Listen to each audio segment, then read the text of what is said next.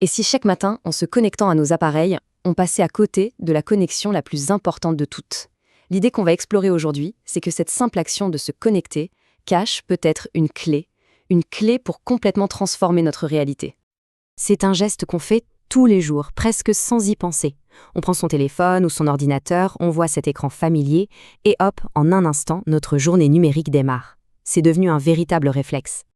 Mais imaginons un instant que ce geste soit une métaphore. Et si, chaque matin, le vrai choix n'était pas de se connecter à un compte en ligne, mais bien à un état d'esprit? Est-ce qu'on se reconnecterait par défaut à notre mode habituel, ou est-ce qu'on choisirait consciemment quelque chose de bien plus puissant? C'est vraiment le cœur de notre réflexion. L'idée qu'on n'est pas obligé de subir son état d'esprit. On peut le choisir.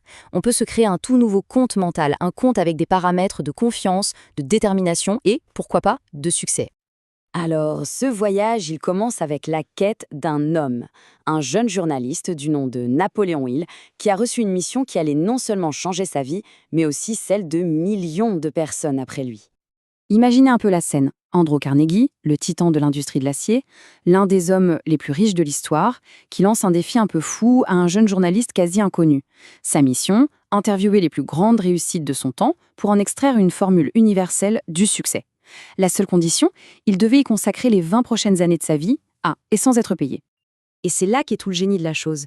Il a bien tenu sa promesse. Il a écrit son livre, mais il a caché le secret à la vue de tous. Il ne le nomme jamais directement. Ça force la personne qui lit à le découvrir par elle-même, comme pour s'assurer qu'elle est vraiment prête à le recevoir. Alors, quel est le mot de passe pour accéder à ce nouvel état d'esprit, à ce compte si puissant? Eh bien, la réponse est à la fois simple et incroyablement profonde. C'est un désir. Un désir ardent et parfaitement défini. L'histoire d'Edwin Barnes, c'est l'illustration parfaite de ça. Barnes partait de rien. Pas d'argent, pas de relations, et il n'avait jamais rencontré le grand Thomas Edison. Mais il avait quelque chose de bien plus puissant, une véritable obsession. Attention, il ne voulait pas travailler pour Edison, il voulait travailler avec lui. La nuance est énorme. C'est Edison lui-même qui a raconté leur première rencontre. Il a dit « Il se tenait devant moi, il avait l'air d'un vagabond, mais son visage montrait qu'il était déterminé. » Edison a tout de suite vu au-delà des apparences. Il a senti la force brute de ce désir, un désir si intense qu'il en était presque palpable. 5 ans, il faut bien mesurer ce que ça représente. 5 ans. Ce n'était pas un simple souhait, c'était un engagement absolu. Pendant 5 longues années, il a fait des tâches ingrates, sans intérêt, mais dans sa tête, ce n'était pas un simple employé. Non, il était déjà le partenaire d'Edison. Il attendait juste que la réalité finisse par rattraper sa conviction. Et ça nous amène à un point absolument crucial. Barnes avait en quelque sorte brûlé ses navires. Il n'y avait pas de plan B. L'échec n'était tout simplement pas une option. C'est ce type de désir total, sans porte de sortie, qui est le fameux mot de passe. Bien sûr, comme pour tout compte, il y a des conditions d'utilisation. Pour le compte du succès, la condition non négociable, c'est la persévérance. Et il y a une histoire assez tragique qui l'illustre parfaitement. C'est l'histoire d'un homme, R.U. Darby, et de son oncle. Ils ont été pris par la fièvre de l'or et ils ont trouvé un filon qui semblait très prometteur. Le rêve d'une richesse immense était là, à portée de main.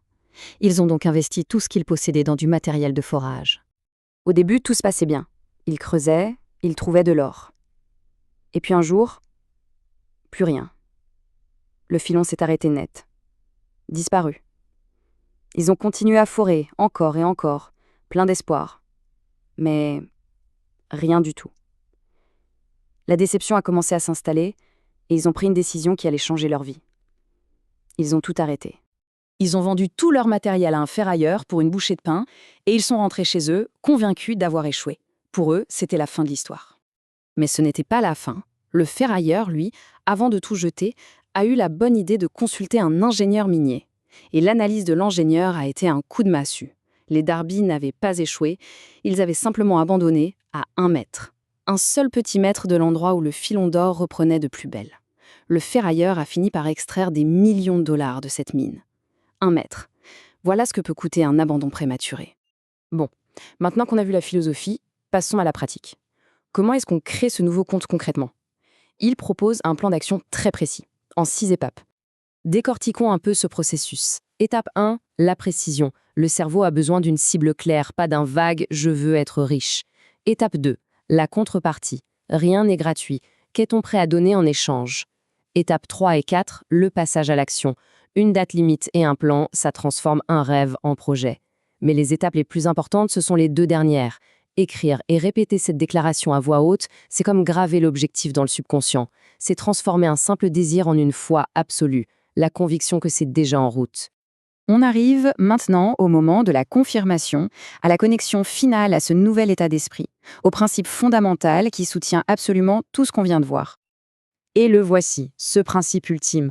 Les pensées sont des choses. Ce ne sont pas juste de vagues impulsions électriques. Une pensée, quand elle est nourrie par un désir brûlant et une persévérance à toute épreuve, elle devient une force créatrice. La chaise sur laquelle on est assis, le téléphone qu'on a dans la main, tout ça, absolument tout, a commencé comme une simple pensée dans l'esprit de quelqu'un. Cette citation de Hill, elle résume tout à la perfection. L'idée, c'est la graine. Et le désir, la persévérance et le plan, c'est l'eau et le soleil qui permettent à cette graine de germer, de grandir et de devenir une réalité bien tangible. Finalement, on en revient toujours à notre métaphore du début. Chaque jour au réveil, une sorte de page de connexion mentale s'affiche. Le choix est là, toujours. La vraie question n'est pas de savoir si cette page existe, mais plutôt de savoir quel identifiant et quel mot de passe va-t-on choisir d'entrer aujourd'hui.